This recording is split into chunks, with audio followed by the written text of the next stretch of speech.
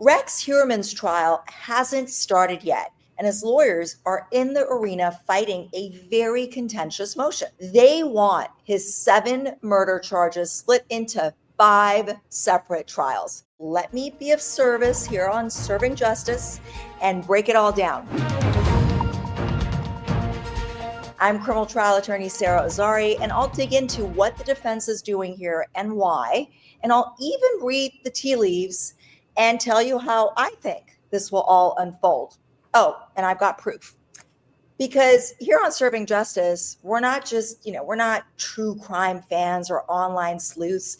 We have real life experience and reporting from some of the best in the business. And I've got best in the business with us today. Joining me today, as always, is Safia Samee Ali, NewsNation reporter and attorney, and senior correspondent and host of NewsNation Live Weekend, our very own Laura Ingle. She's been covering Rex Heuermann's case very, very closely, to the point that if I want to know anything about this case, I just click on Laura's social feed on Instagram. So very, very blessed to have you here, Laura. Thanks for joining me again, Safia.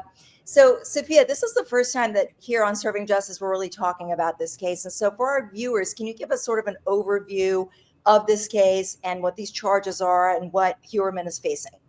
Yeah, absolutely. Okay. So quick Cliff Notes version. Rex Heuermann was a Manhattan architect, and he was charged in the murders of 7 women, mostly sex workers, and then dumping their bodies near Gilgo Beach in Long Island. Now, some of these murders allegedly date back decades. He was arrested in 2023 after DNA evidence and phone records connected him to a victim. He was charged in 2023 and 2024. But there's no trial date yet.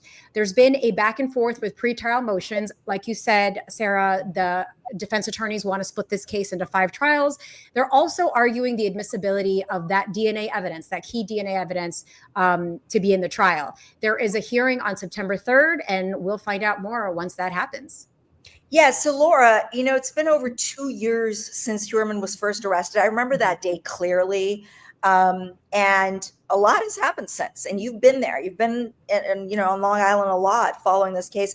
So we have this Fry hearing, like Safia just said, at which, for our viewers, a Fry hearing is essentially a hearing over motions having to do with the admissibility of scientific evidence. So DNA is obviously scientific. So that's what the Fry hearing is about in this case. And, the DNA fight is going really strong in Suffolk County, and it's set for September 3rd. Arguments have been made from both sides, defense saying that the DNA that was tested was not done by an accredited lab, which matters. The prosecution says this technology has been around for such a long time and even, used to identify 9/11 victims. Right. So Rex is going to be in court. What is this DNA fight all about? Where is it at? And, what's this argument about the lab? Yeah, we're on the tail end of the Fry hearing, and you mentioned that upcoming court date in September, and that's where we're going to find out if the judge in the case, which way he's going to rule on this. And of course, it's a critical piece of evidence. All of the hairs that were found, all of the fibers that were found on various victims in this case that the prosecution says leads everybody back to Rex Heuermann and his home.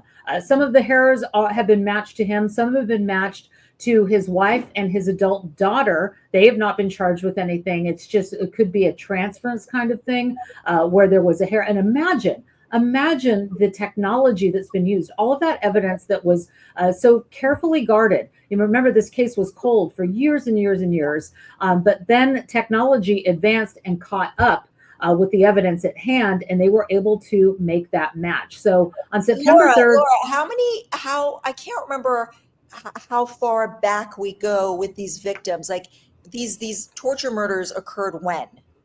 Yeah, so we've got let's just take the Gilgo 4. So one of the victims in the Gilgo 4, the last to be charged out of the 4 women, is Maureen Brainerd Barnes. She went missing in 2007, believed to be killed of that same year.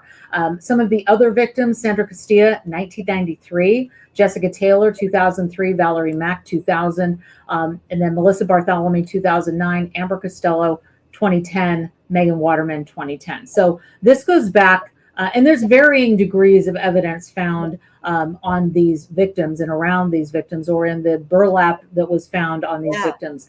So it varies, but the point is that the prosecution has said, we have got evidence from this lab, the Astray lab, that ties these victims to Rex Heuermann. The defense says this is, science fiction. And it's been really interesting to go to these court hearings, because I've gone to most of them, and both sides are very, very vocal and very adamant about this fight for DNA.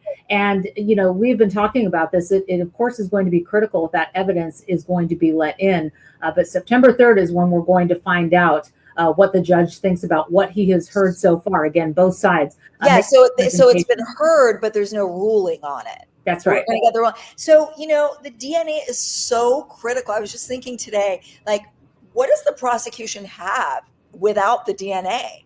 A lot. Look, the DNA is the smoking. A lot, but not proof beyond a reasonable doubt. I mean, there's like, I remember they took dolls and weird things from his house. There was a car identified from many years back and that was tied to him and things like that. But like, I just don't think it's the same case without DNA. Agreed. It's not the same case without the DNA, but I'll tell you two things that are really important in this case. And that is the planning document, the blueprint for murder. That's right. So you've got all of that evidence, that digital evidence that was found on the hard drives of his computers, Rex Heuermann's computers, inside of his home in the basement in Massapequa Park on Long Island, where investigators haven't come out and said where they believe the crimes were committed, but they've certainly alluded to the fact that it could have happened. Some of this could have happened in his house. But if you can imagine this, older house in Massapequa Park, Rex Heuermann, this is his childhood home. This is where he grew up with his parents. He bought the house from his family. He still lives there. He had lived there until his arrest. And he's got all of this, digital evidence down in, according to prosecutors, in his basement. So they go through the hard drive and they find the planning documents. And we're talking about really, really concerning items that were found. And we're talking about how to package bodies for transport, steps to avoid apprehension. Some of the headers, some of the tabs that were on this planning document, which again, prosecutors have called a blueprint for murder, include how to prep a body, how to clean and dismember a body, how to move bodies, problems that include building a table with a crossbar so that he could have torque to do whatever he wanted to do on a table in the basement, post-event, how to have a story ready, how to cover tire tracks, how to go to scenes of crimes and make sure that there's no surveillance cameras. So, I mean, it goes on, and all of the searches for the porn and the torture porn, and the lists and lists of all the different searches that he did about this case and about each victim in this case. So you've got this digital evidence. There was like browser history of searches about what the status of this investigation is, where they're at with it. Yeah. But that blueprint document, Laura, I had totally forgotten about that.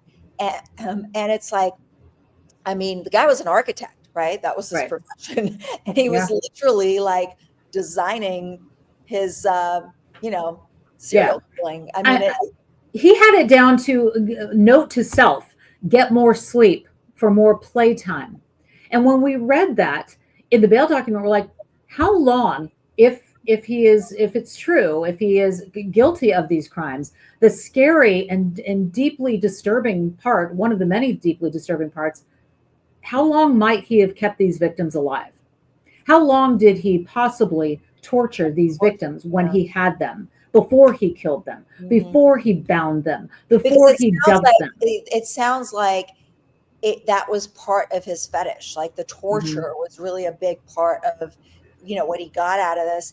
And, Safia, I mean, call me a lousy defense lawyer, but I'm sitting here thinking like, how would I defend this guy, right? You're a lawyer. Like, what would you, I mean, I get the presumption of innocence and that there's, circumstantial evidence, but like, how would I explain this blueprint to a jury? What would you say? I was going to ask you the same question. I was going to be like, Sara, if he showed up at your office and was like, you need to defend me, how could you possibly, I mean, it seems like, I don't know, Laura, do you think that the DNA evidence is that's not going to be the smoking gun here? I mean, they've got enough then, right? I mean, do you? Well, look, I mean, every jury is different, every case, right? We never know until we get into that courtroom. But there are other layers of this case. And because it is so complicated, because there are so many victims right now that he's charged with 7, there could be more. We could hear before this goes to trial that there are other murder victims that could be tied to Rex Heuermann. We don't know. We know that the Gilgo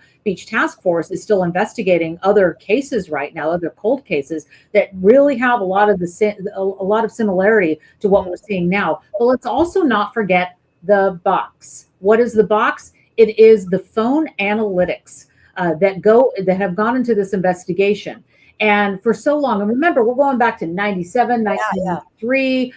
We're talking about phones that, are really hard to track. And so we know that Rex Heuermann had burner phones. He also had the phones of the victims with him. So he thought, if true, he thought that he could drive around with burner phones and not be detected. But as we know from covering criminal cases, those phones still ping. And there is a box that goes from Massapequa Park to Midtown Manhattan over and over again. And they were able to hone in to where the phone would end, and that would be in Massapequa Park. His office or something, right? Like it would be at his office.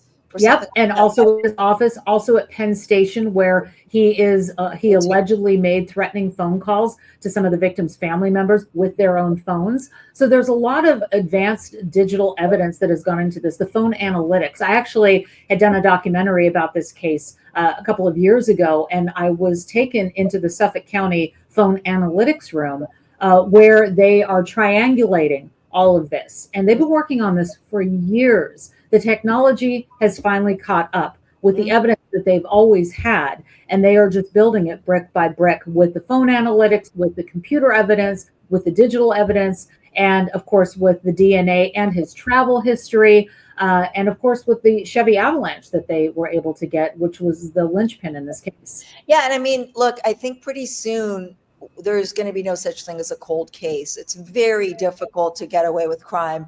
And back in the day where DNA was not advanced and there'd be samples taken and put in the DNA database, but they couldn't really solve the crime or they couldn't find the suspect.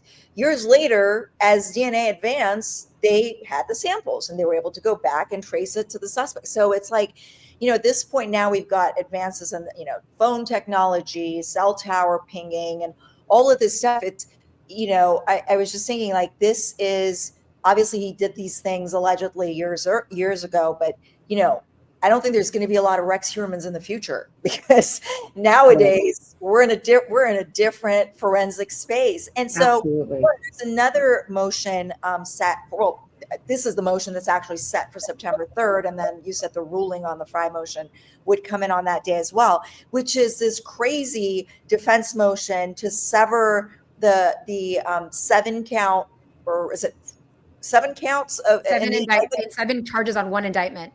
On one indictment into like something like 4 or 5 different trials.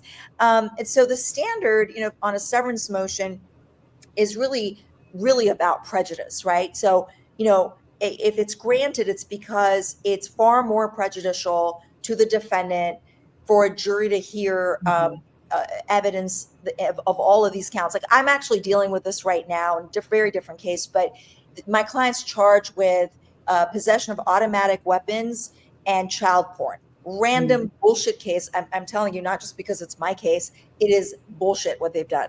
But I'm probably going to win the motion because it's very prejudicial for a jury to hear that my client with no criminal history had guns that were automatic and was also in possession of child porn. It's like he's going to be found guilty of child porn if he had guns. You know what I mean? It's that kind of thing. So I'm probably, I don't want to jinx it, but that's something that would get granted. But here we're dealing with just a slew of victims who were killed almost in an identical manner. And that's actually evidence of pattern, which the jury can hear. And so the other way that, sometimes these get granted is if the evidence is really complex or, for judicial economy, that's another consideration. I mean, does it make sense for Suffolk County to go through this like 7 times? Yeah, how expensive. Yeah, it just doesn't. So anyway, that's sort of the standard. But tell us about what the defense is sort of arguing here and what the prosecution's position is. Right. I mean, you said it there. I mean, the defense is saying that this is prejudicial if you put it all together, because while some, look, the Gilgo Four, absolutely, they were lined up. And remember, you think about Rex Heuermann being an architect. He's building his victims on Ocean Parkway, putting them side by side in very similar manners with the burlap. And remember, and we always, I always hear people say the bodies were found. Most of this, they weren't bodies; they were remains. And if you look at some of those old documentaries on this case, you'll see there's a terrible piece of video where you can see skeletal remains being dug up by investigators, and that's what we're talking about here. But there were other victims that were not along Ocean Parkway, and those that he had been charged with, Jessica Taylor, Sandra Castilla, and Valerie Mack. There were body parts in some of these cases in different parts in Manorville, and posed the same way. And I think that Sandra Castilla is something that we really have to pay attention to, because Sandra Castilla was long believed to be a victim of another killer on Long Island who is currently in prison right now, John Bitroff. He was convicted of killing 2 sex workers. And at the time, the Suffolk County DA, Tom Spoda, had said that these 3 victims were all staged the same. It was the work of the same serial killer. Mm-hmm. Well, now evidence shows us that there was evidence of Rex Heuermann with Sandra Castilla. What does that mean for the other 2 that John Bitroff, he's in prison saying, hey, I always said it wasn't me. So that's another part of the case. So he might get exonerated. I mean, look, I've been in touch with his defense team. I've been trying to get a statement from him and trying to get to see him. But he has long been saying, ever since the minute he was arrested, and his family has said he didn't do it, he definitely saw some sex workers. There was physical evidence that he had been with these women, but he says it doesn't mean that I killed him. So it gets, this is a very complicated set of circumstances that we've got going on Long Island, with multiple possible serial killers running around. And it's not just these alleged 2. There are others in the past as well. Well, if anyone can get the interview, it's you, my friend. Yeah. Okay. I can tell you, Sarah and Laura, just so Michael Brown, who's Heuermann's attorney, he when asked exactly why he wanted to sever these trials, he basically said that his client risks being improperly convicted because he said, quote, the cumulative effect of the evidence put forward by prosecutors. He also argued there was substantial disparity in the evidence of some of the deaths. He's saying that they involve different time frames, killing methods, locations for disposing the body. So he was saying, basically, quote, I don't want to be a victim of where there's smoke, there's fire. And that a jury kind of puts... But Safia, first of all, every indictment is prejudicial to a defendant. I mean, they're charged with crimes, right?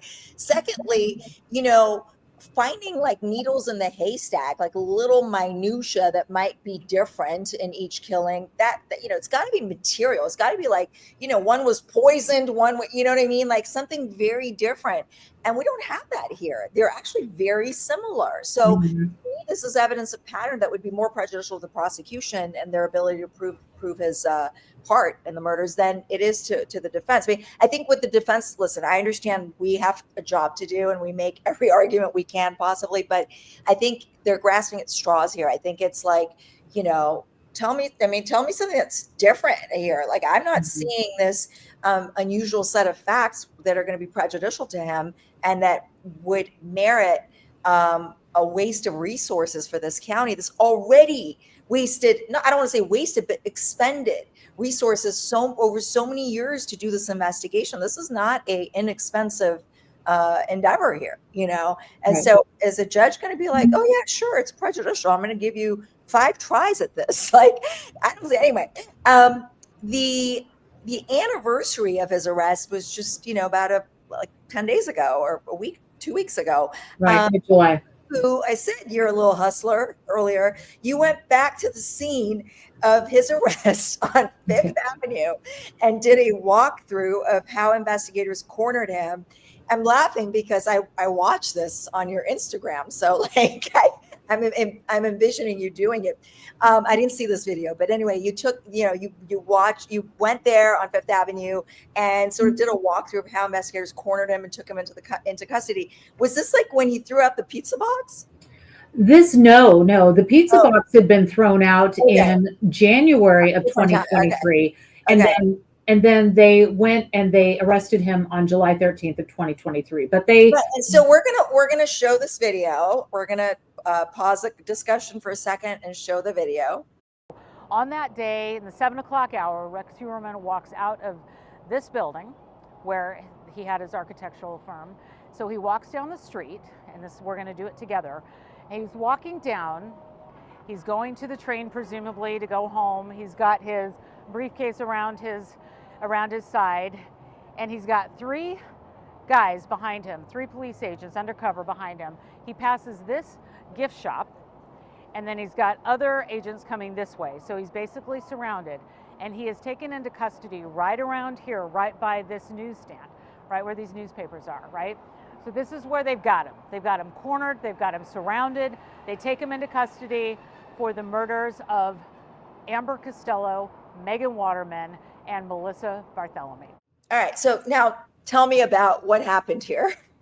Yeah, so I mean, it's just wild. I mean, I think that is what is so interesting about the case, and why so many people are fascinated by cases like this, is that Rex Heuermann is allegedly a monster among us. He was working in Midtown. He was taking the train with the rest of us. I live on Long Island, so was I ever sitting next to him? He went to Penn Station. He walked to his office on Fifth Avenue. And the people that have been interviewed that work in that building on Fifth Avenue are like, oh my gosh, we had drinks after work. He was normal. We talked about sports, whatever. And that's the thing that I think really rattles people when we talk about killers, especially serial killers, that they have this split personality. By day, they come in. I feel like you're going to drop this selfie video of yourself on the train sitting next to Rex Heuermann on your way to NewsNation, and you're sitting next to him. Like, I feel like that's coming. I don't know, when there's a verdict or some plea or something.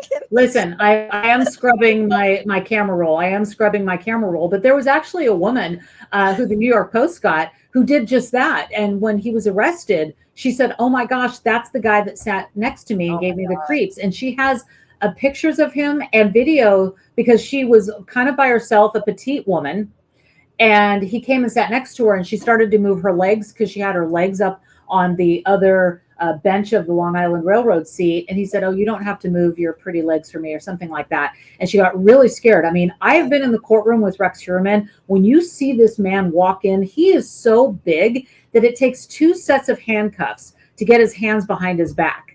He is very, very large. He's not just big, but he's very creepy. There's something very, I'm definitely not one to judge a defendant by the way he looks and say he's guilty, but he sort of fits this profile. I hate to say it. Like, he's very, he looks like he's very antisocial and just very awkward, and someone that would live this sort of double life to where his family supposedly didn't know what he was really doing. I mean, anyway, there's a documentary too, Laura, there's many, but on Peacock, and your reporting is in that documentary. And you basically got to take a pretty in-depth look at inside his home that you mentioned earlier was where he grew up, and then eventually had his own family in there. And of course, you were chasing Asa Eller up, his wife. As we do, yes. As you do. And so what did you see and learn during this sort of field trip? Right. Well, we've all gone to the house, and we've been outside of the house. I've reported outside of the house, and I've gone on my days off because, again, I live on Long Island. So I've gone over there. I've driven around the block, and I was driving around the block a couple of times when Asa Ellerup was still, after he was arrested. They tore up the house. Investigators, as you know, Sarah, I mean, they went in with a search warrant. They were tearing out walls. They tore out the sinks. They tore out the pipes. So Asa Ellerup often in the summer sat outside of her home, and I saw her outside quite a bit. And she hollered at me once when I came up to talk to her, understandably so. It's such an invasion of privacy for her and her family to have people poking around and wanting to look at this house. But the documentary that just came out on Peacock, which she reportedly and her family received a lot of money for. When that first broke, everybody was, having a day reporting about that. But what we see in that documentary that we all watched together was the first time seeing inside of the house. And, when you drive down this street in Massapequa Park, home after home is beautiful and manicured. And we can all see from the outside, this is a different looking house. It's a bit dilapidated. It's an older house. But now we're going into the house in this Peacock series. And we see the basement that is just as dark and dingy as you would imagine, but everything is still very torn up. But she takes us through and she shows everybody around what it looks like inside. And we see her peering out of the window and what it was like for her when the media was outside there. I mean, it was a circus. I was a part of it. So we get to see a very unique perspective of the house, which we have long awaited for. And one of the things that Asa does in this docuseries is she's paging through photo albums. And so we're seeing her life as she knew it. And again, I mean, this is a woman who still claims that she doesn't believe that her husband could do this. She said, "This is not the man I know. This is not the man I cooked dinner for. This is not the man I vacationed with. This is a man who took care of me." She was in a bad marriage before. He had come and basically kind of saved her and got her out of the bad marriage that she was in and took care of her and her son that has some problems, some medical problems. And, they built a life together. So we're seeing it from her perspective. Mm-hmm. And you really can kind of, when you're listening to her, if he's guilty, she's clearly in denial. Many people say that she knew what was going on. She says she didn't, but we get a whole new layer of watching this docuseries, which, by the way, wasn't just produced by Peacock, but 50 Cent is also one of the producers on this, just throwing that in there. Yeah, I know he's doing something like that on Diddy as well, of course. What you were just describing about the family being in the dark is like the BTK killer. His daughter came on a podcast that I was recording for a period of time, and she's talked a lot on NewsNation as well. And she says that her and her mother, her family, had no idea that the BTK would travel around with this little duffel bag that had his kill tools in it. And they thought it was like his gym stuff, and then it wasn't until later when he went to court and he was already arrested that they realized what was in the bag. And obviously it was in evidence. And so, with that family, I don't think there was denial. There was a different dynamic and reaction to him. But I think most serial killers who have families and are killing, the families clearly are in the dark. But of course, my lawyer brain, as you're telling the story, Laura, about Asa is, you're describing to me materials that she provided to Peacock and whatever 50 Cent's companies. And she's probably got, raised money to pay for, Rex Heuermann's defense, because she can get paid. She's not charged. And if she's providing materials, she's not unlawfully getting paid for an interview. She's providing materials. And so they pay for the licensing of the materials. And so, Well, look, she's in a pinch, right? Rex Heuermann is the breadwinner. He is now imprisoned. The business is over, and her daughter worked for Rex. So now that income is gone. Yes. So they have nothing. Yeah, I mean, it's such a puzzle to me, because didn't she say that she's like falling in love with him all over again after he was charged? I mean, I know she was like, I want to wait and see, but then she says something like, I'm falling in love with him. I'm like, I don't. Is this just like pure denial, or is this sort of like stand by my man? But they're in the middle of a divorce. They're divorced. I mean, it's over. They're divorced. The paperwork is done, but she has been going to see him.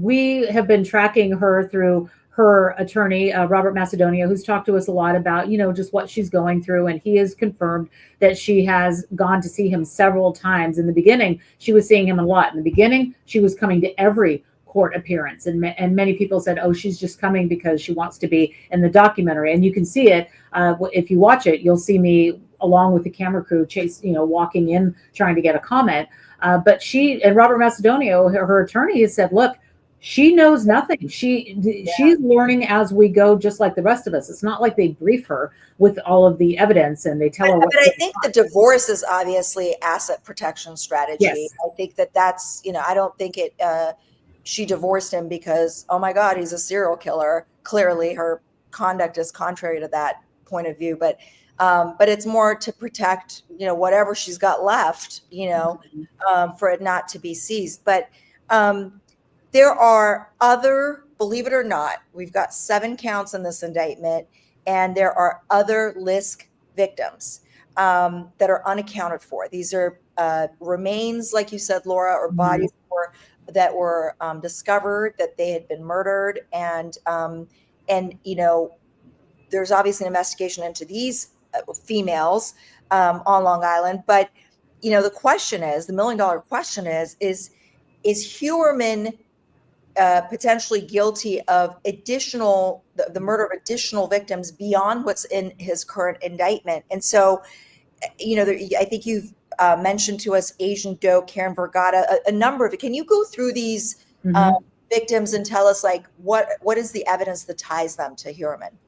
Well, I mean, there's nothing that we know of, right? They're being investigated as possibly being tied to Rex Heuermann, but they are in proximity of where some of the victims were found. And it just seems awfully convenient that some of the bodies or remains or body parts in some cases were found along the stretch of Ocean Parkway in Suffolk County. So we're talking about Karen Vergata, who was known for a long time as Fire Island Jane Doe. The legs were found on Fire Island.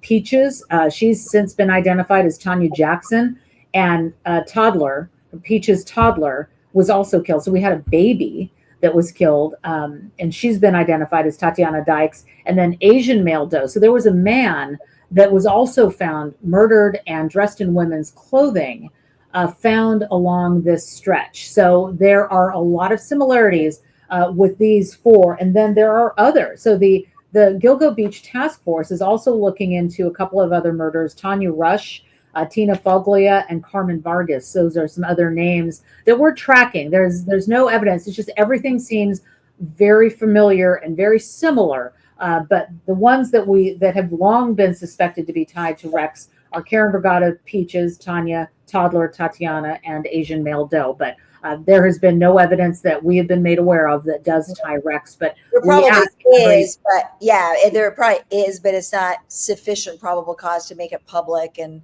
obviously charge them with it. And they're all sex workers, right? These individuals? Yes. The Karen Vergata, Peaches, and the baby, of course, is innocent. And Asian male Doe was believed to be a sex worker. Yeah, all sex workers, bodies found near the other bodies for which there's evidence that Rex Heuermann was a suspect. I mean, like you said, it would be a massive coincidence that there would be another LISC. Yeah. There'd be 2 LISCs running around, or more possibly. Right. Wow, Laura, like, we're definitely not done with this case, or you. So we're gonna continue this conversation. But before we sign off, on Serving Justice, we take a look back to other cases historically that have a similar issue. So obviously the serial killing thing is not a new thing, but we're focusing on the idea of severance of charges. And so, relying on you, Safia, tell us about what you have this week that sort of lays the groundwork or the precedent for what we're dealing with in Heuermann's case. Yeah, and this rarely happens, but I'm going to go over 2 cases where the judge decided that it was appropriate to sever the cases. So I've got Vincent, and I'm probably pronouncing his name wrong, Suchi. He was charged in 1958 under 4 different indictments for the murder of his wife and 3 children. Now, the prosecutors at that time wanted to have 4 separate trials, 1 per each victim. Now, the judge agreed, and now in 3 successive trials, a jury found him guilty, and he was sentenced to between 20 and 45 years, on each of those. Now, the prosecutors really wanted him to get the death penalty in this case. So in that 4th trial, for that 4th child, they secured that. He got the death penalty. And looking back at this case, I didn't really see any other justification to try to separate these into 4 cases, other than the fact that they really wanted to get that death penalty. They wanted to get that death sentence.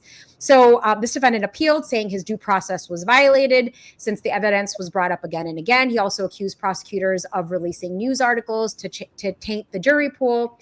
The issue went to the Supreme Court, which ruled that the state was actually constitutionally entitled to prosecute these as individual offenses and to utilize all relevant evidence, saying that there was no proof that it what fundamentally was fair to this defendant. So it seemed like he Wait, so just the didn't meet his burden to show prosecution that in this case, so it was the prosecution that wanted to they wanted it. Yeah, and Yeah. why?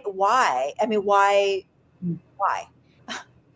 So it appeared that they thought they could secure the death penalty in a better. They thought that instead of giving it one shot for the death penalty, let's give it 4 shots to the death. I see. To make sure they get the death penalty. To make sure he got it, and then he did it on the 4th one. He got the death penalty, so it went through. Yeah, I mean that to me sounds a little prejudicial to the defendant, quite honestly. But obviously, it flew. Okay, what else do you have? Okay, so we've got the Seminole Heights serial killer. Now, Howell Donaldson was convicted in the 2017 murders of 4 people in the Seminole Heights area in Tampa, Florida. These were 4 people who seemed like they were killed randomly. There was no connection. It just seemed like these were 4 random killings. Now, his attorneys, the defense attorneys, argued that the trial should be separated by the victim, saying each of the killings was distinct in time, place, and circumstance. And they said that the evidence in each of the murders might help bolster proof in the other trials, which would basically be unfair, prejudicial, stack the deck against this defendant. Prosecutors argued that basically the time frame between the killings and the fact that some of the bullet casings was similar in each of the scenes showed that it was basically one giant rampage. It was just like one event. The judge agreed with the defense attorneys and decided to sever the case into 4 separate trials. Now, this was ready to go, except an appellate ruling came down that each jury should at least be able to hear about the evidence in the other 3 killings, namely that the same weapon was used in all of those killings. So defense attorneys backtracked, decided there's no point in severing these now. They wanted to put it together. And then he ended up pleading guilty to 4 counts before the trials even took place. Interesting, but we don't have that here with Heuermann. We don't have everything. In a trial is. I mean, when you're looking back at what the outcome should be in the particular case at bar, it's about distinguishing and analogizing in the best manner possible, and using the factors at play. And I think Heuermann, to me, is a textbook case where severance is not warranted. There's just no doubt in my mind that this motion was probably going to get denied. But anyway, speaking of reading the tea leaves, ladies, what do you think, Laura? Do you think it's going to get granted or denied? I'm not really sure, but I would lean towards the fact that it won't be. I just don't see how we could go through 5 trials with this. I just don't. I don't see that happening in Suffolk County. Yeah, I agree. There's a pattern, there's a link. I just don't see the judge seeing the need, seeing that level of prejudice where he feels like this needs to be done in 5 separate trials. So I don't think it's going to be granted. Mm-hmm. Yeah, I concur. And Laura, thank you so much for joining us. I can't think of a better guest on any criminal case, especially this Gilgo case that you've been following so closely. So I hope that you come back and join us again. And Safia, as always, thank you so much for bringing in the history and the context. And to my viewers, thank you so much for clicking and joining and following along. And until next week, the defense rests.